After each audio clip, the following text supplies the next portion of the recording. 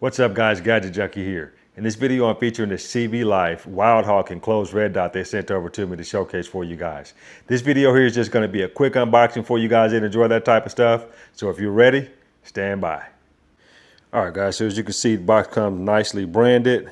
Inside you're going to find an installation card. This goes over the proper installation of your red dot. Detailed instruction manual, lens cleaning cloth, spacer plate, screws for various platforms, bunch of screws there, that's actually a good sign. Your MOS adapter plate, Allen wrenches for installing,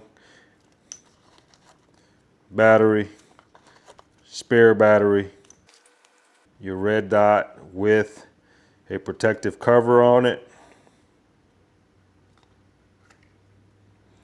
and the star of the show, your enclosed red dot there. Also, you're going to get a mount if you want to put this here on a Picatinny rail. You can mount the red dot onto this here, and this here goes onto your pick rail.